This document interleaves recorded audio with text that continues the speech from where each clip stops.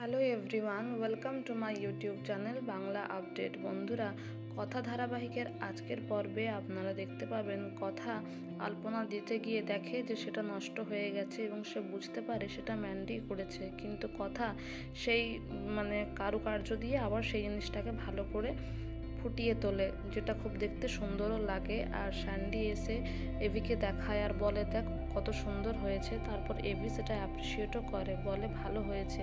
কিন্তু ম্যান্ডি ভাবে, আমি তো এটা নষ্ট করে দিয়েছিলাম, কি করে হলো? তখন কথা এসে বলে, আমি তোকে এইবার ক্ষমা করে দিলাম, কিন্তু বারবার করবো না, পাচক মশার ব্যাপার তো। আর দুজনের মধ্যে একটু ঝামেলা হলে এভি দুজনকেই বকা দেয় আর বলে, আমার ক্যাফেতে আমি কোনো রকম ঝামেলা আর চাই না। তারপর কথাকে ধরতে গিয়ে কথার হাতে যে তুলিটা ছিল তার কালারটা এভির শার্টে লেগে যায়। তখন এভি বলে, তুই একদিনে আমার দুটো শার্ট নষ্ট করলি। এই বলে দুজনের মধ্যে একটু কথা কাটাকাটি খুনসুটি হতে থাকে, কিন্তু কথা তার শাড়ির আঁচল দিয়ে কথার শার্টটা পরিষ্কার করে দেওয়ার চেষ্টা করে।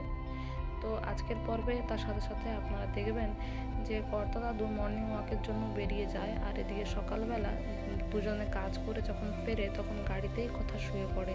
তখন এভি কথাকে কোনোভাবে ডেকে তোলে আর বলে, চল আমরা বাড়ি চলে এসেছি। আর যখন তারা বাড়ি যাবে বলে বেরোয় তখন ছোটকা তাদের ফোন করে বলে যে তোরা তাড়াতাড়ি বাড়ি ফিরে আয়, কেননা বাবা এক্ষুনি ওই দিকেই মর্নিং ওয়াকে বেরিয়েছে।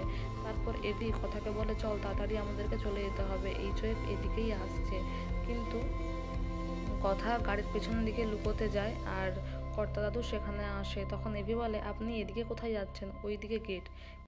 যেহেতু কথার হাঁচির আওয়াজ শুনতে পায় তাই কর্তা দাদু সেদিকেই চলে যায়। এভির কোনো কথা শোনে না আর কথাকে গাড়ির পেছনে লুকিয়ে থাকতে দেখে ফেলে কর্তা দাদু। তারপরে বলে, তুমি এত সকাল সকাল কি করছো?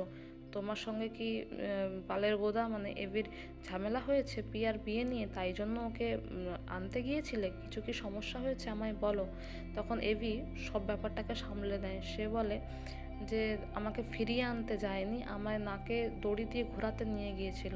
সকাল সকাল আমাকে দিয়ে গাছের সেবা যত্ন করাচ্ছে। দেখুন কার সাথে আপনি আমার বিয়ে দিয়েছেন, আমার জীবনে কোনো শান্তিই নেই। তারপর কথাকে বলে, হাঁ করে আমার দিকে তাকিয়ে আছিস কি, চল এখান থেকে। তখন কর্তা দাদু বলে মনে মনে এটাই বলে যে জয় মা আনন্দী, যে ছেলে 10টার আগে ঘুম থেকে ওঠে না সে আজ এত সকাল সকাল উঠেছে। যাই হোক, কর্তা দাদু খুব খুশি হয়েছে। আর এভি কথাকে বলে, তুই একটু আমায় শান্তি দে। তারপরে দুজনে ঘরে যায় আর ঘরটা অগোছালো থাকলে কথা সেই ঘরটা গুছিয়েও দেয় আর এভিকে জামা কাপড় দেয় চেঞ্জ করে নেওয়ার জন্য। তারপর এভি সোফায় শুয়ে পড়ে। তারপরে সকালবেলা দেখা যায় যে এভি ঠাকুর ঘরের পাশ দিয়ে গেলে সে শুনতে পায় যে কথা তার কাকিয়া এবং পিসিয়াকে বলছে এভির নামে পুজো দেওয়ার কথা। তার যেহেতু টি লাউঞ্জ লঞ্চ হবে সন্ধ্যাবেলা, তার জন্য কথা পুজো দিচ্ছিল। আর সেটা দেখতে পায় এভি আর মনে মনে এটাই বলে যে গোবরদেবী আমার জন্য, আমার ক্যাফের জন্য ভালোই ভাবে, কিন্তু প্রিয়ার বিয়ে নিয়ে যা করলো।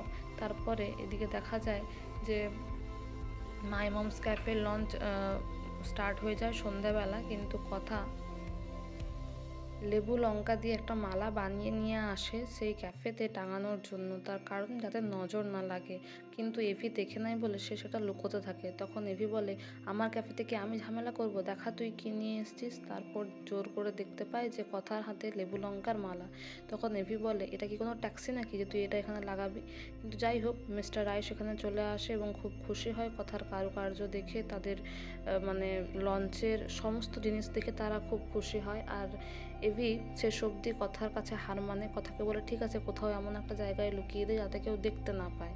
তারপরে এদিকে মিডিয়ার সামনে এভি বলে যে এই কফি হাউসের বিশেষত্ব এটাই যে এই টি লাউঞ্জ কফি বার 24 ঘন্টাই খোলা থাকবে। তারপর তারা সবাই খুব আনন্দ করতে থাকে। এদিকে আগামী পর্বে আপনারা দেখবেন কথা ভুল করে নেশা করে নেয়, একটা ড্রিঙ্কস নিয়ে নেয়। তো বন্ধুরা, এই ছিল আজকের আপডেট। আরও আপডেট জানতে আমাদের সঙ্গে যুক্ত থাকুন। Thank you everyone for your valuable time, and thank you so much for watching the video. Thank you.